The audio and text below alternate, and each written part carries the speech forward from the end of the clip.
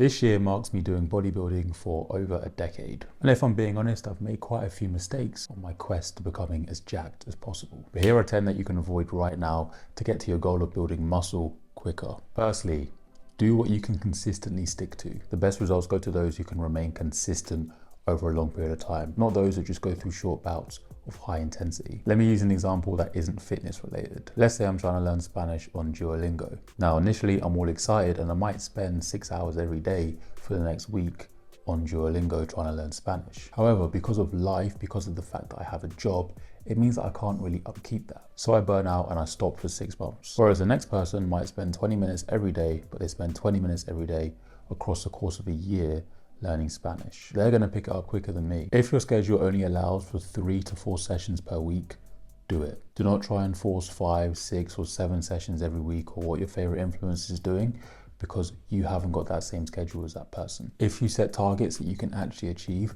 it's gonna allow you to be consistent, which is gonna lead to you building more muscle. Next, make sure to log your training. Not only is it beneficial for you to be able to see the progression that you're making over time in the gym, but when you get older and you spend a lot of time training and you've got that experience in the gym, it's gonna be really cool to be able to look back and see what your training looked like from a few years ago. I used to buy these logbooks from a company called Strength Factory, and I still have the first one I ever bought, which I think was about 6 or 7 years ago. You know how people keep gratitude journals or just journals about their life? Think of your logbook as almost like your own bodybuilding journal. Number 3, spend less money on supplements. Creatine, vitamin D3 and K2 if you're in a climate that hardly sees the sun, and if you want a whey protein. That's really it. Honestly, everything else is just noise or just makes the experience a little bit more fun. In my early days, I literally spent hundreds on supplements that IFBB pros were using when I wasn't even the size of their quads. And all it done was leave me with less money. I didn't have any more muscle because of it. Number 4,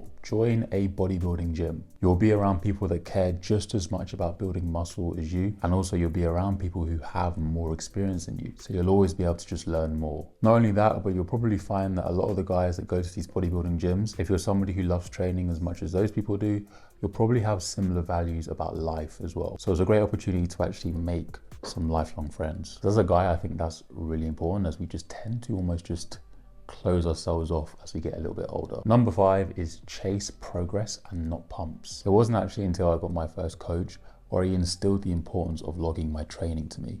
And that's where I saw my progress skyrocket. I dropped the idea of just needing to get a pump and then going home. I now had these visual markers to show me that every week I was getting better, I was getting stronger. And if, like me, you came from a background where you were doing a sport where you were younger, I think it's very useful to gamify the process of the gym. So if you're not logging your training already, start doing it right now. Number 6, think critically when it comes to trends. On social media, there will be a new trend every single week. A new type of training split, high volume, low volume, not doing any more than 6 reps, dead stopping your reps, Tonka Ali. My advice is, if there's a trend that interests you, try it for 6 months. If it doesn't give you any extra benefit than what you were doing previously, sack it off. Be your own experiment and don't allow influence's word to just be gospel. Trial and error is going to be key in your bodybuilding journey. Number 7 is tackle the lowest hanging fruit really well. I remember when I first discovered pre-workouts, talking 300 to 400 milligrams of caffeine, and I would take it for my 9 or 10 p.m. sessions. Now, obviously, you don't have to be a genius to understand what that resulted in. Really poor sleep, and subsequently, I would just have poor sessions across really the next few days. Under no circumstances should you let your sleep quality, your food intake, your food quality, and your training slip because of a supplement. Nail those pillars and you'll go further than most people. Number 8, and man, I wish I honestly had heard this as soon as I had this idea of trying to build muscle, but take your food intake as seriously as you do your training. I was always a skinny kid and I always just wanted to get bigger and bigger, and I thought the key to that was honestly just the training. It took me years to really start making progress because I never took my food intake as seriously as what I did my training. I'd train whenever. I'd go to the gym late, I'd go to the gym early in the morning, I'd do whatever it takes to get myself to the gym. But then I'd go home and have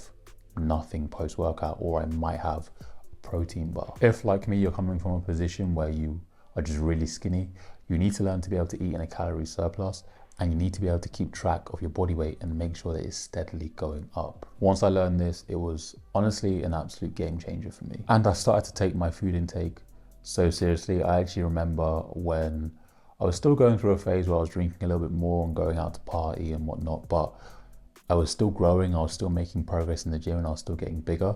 And I would actually take my meals with me to like parties or pre-drinks or whatever to make sure that I got my food in. Take your food intake as seriously as you do your training. Number 9, if you're a teenager, enjoy your mum's food. That's all. Number 10, there will be a time when you need a break. You see, because I was so desperate to make progress, I thought I could always just keep going and beating my body up and making progress and being my logbook in the gym, and my body would just hold up.